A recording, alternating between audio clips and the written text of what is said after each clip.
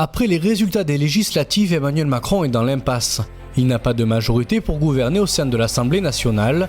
Reste une solution pour lui, lancer les tractations pour former une coalition. En n'obtenant que 245 députés, loin de la majorité fixée à 289 sièges, la majorité présidentielle sera obligée de chercher en permanence des alliances pour faire voter ses projets de loi.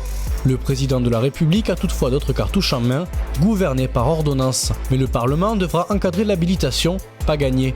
Recourir au référendum, enfin dissoudre l'Assemblée nationale. Choix efficace qui oblige à retourner aux urnes dans les 40 jours, mais qui n'est pas une garantie absolue sur le résultat escompté.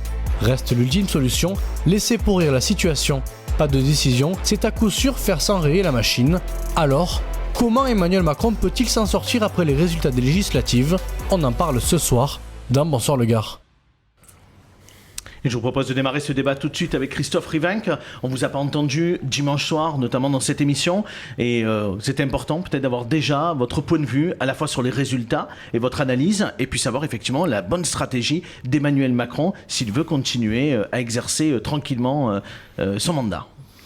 Ben écoutez, mon analyse est peut-être pas très différente de des analyses qui ont été faites un peu partout en France. Je crois que la première chose qu'on peut constater dimanche soir, c'est la grande défaite du président de la République, qui avait été réélu dans les conditions que l'on sait il y a quelques semaines, qui a été très absent de cette campagne législative, qui a cru les choses jouer et qui a, disons-le, involontairement, je pense, encore que organiser ce grand bordel au niveau national, puisque effectivement l'Assemblée nationale n'est plus gouvernable, avec une majorité qui n'est pas absolue. Qui est devenue une minorité.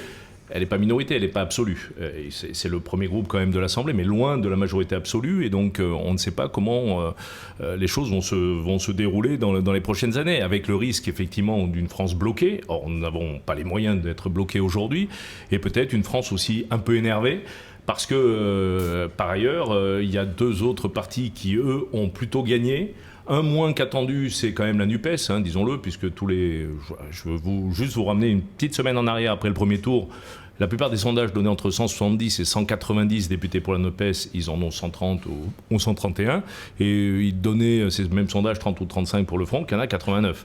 Donc effectivement, en fait, M. Mélenchon a gagné le premier tour, a perdu le second tour. M. Macron a perdu le premier et le second tour, et voilà, donc je crois. Est-ce que la droite peut jouer un rôle dans tout ça? Parce que finalement, c'est peut-être la bouée de sauvetage d'Emmanuel Macron. De toute façon, elle jouera un rôle.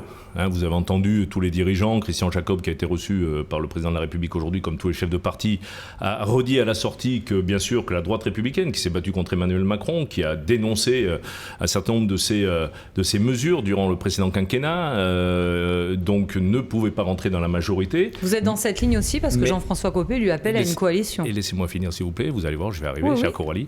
Et donc, et effectivement, parallèlement, il a dit aussi une chose, parce que c'est la responsabilité des Républicains, qu'on ferait tout pour ne pas bloquer le pays.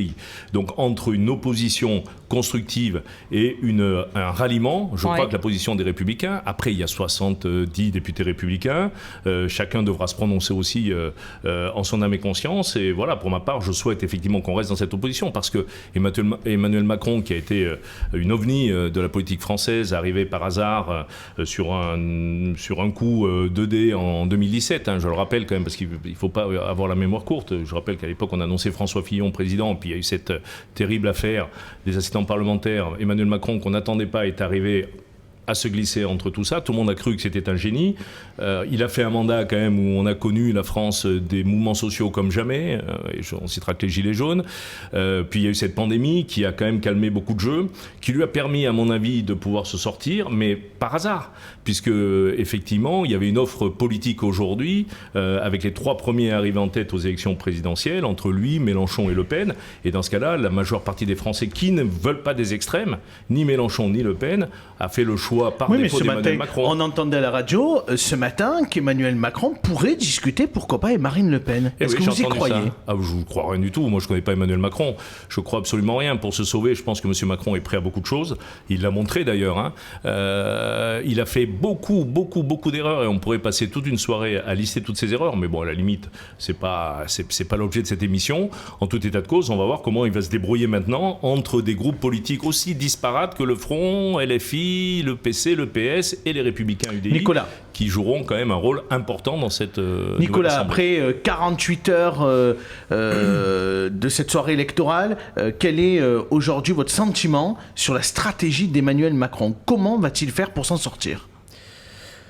Je l'ignore complètement. Peut-être que le signal qui lui est envoyé, c'est qu'il y a un besoin davantage de démocratie, parce que bon, là, le vote révèle qu'il y a plus d'équilibre dans l'Assemblée, alors on n'y est pas habitué, évidemment, puisque jusque-là, et surtout au dernier mandat, l'Assemblée nationale, c'était une chambre d'enregistrement. Là, ça change du tout au tout. Alors, c'est peut-être l'occasion pour lui de redescendre de son mont Olympe, et puis de Vous pensez que discuter. le pays peut se bloquer, que rien ne va avancer, parce qu'on voit quand même un peu la France insoumise, on en a beaucoup parlé sur ce plateau de la France insoumise, mais on voit que déjà ils ont commencé un peu leur stratégie de blocage. C'est-à-dire ils commencent à parler de motion de censure, sur le vote pour la confiance au gouvernement. Enfin, on voit que ça commence en fait.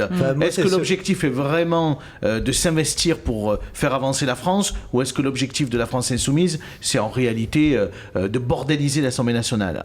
Ce que je constate, moi, c'est qu'à l'extrême droite, alors que les candidats pendant la campagne électorale ont joué le Mélenchon bashing, c'est là qu'on annonce déjà qu'on va être dans un processus de blocage. Donc, et ça me permet de rebondir sur un des propos de monsieur Rivink. Si le Rassemblement national fait plus de 80 députés cette fois-ci, c'est aussi parce qu'il y a eu des jeux troubles.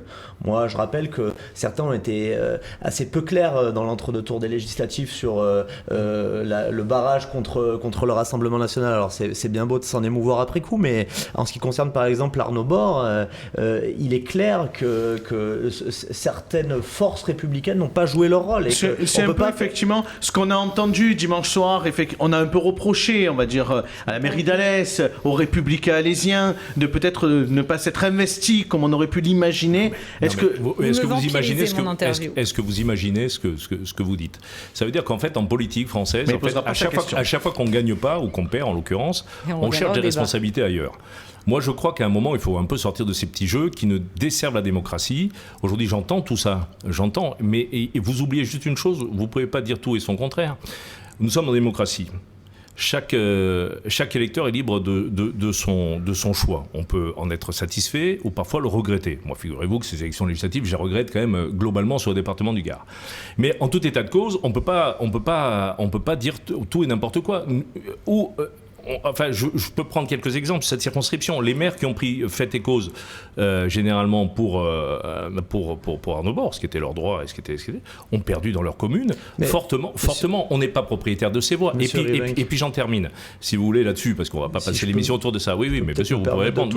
Bien sûr. Mais, et puis, autre élément, je suis président des Républicains du Gard. Il y avait une stratégie nationale de ma famille politique. En tant que président, je suis quelque part dans l'obligation de suivre ces recommandations. Comment voulez-vous qu'en tant que président des Républicains de Gard, je choisisse entre Mélenchon et Le Pen ?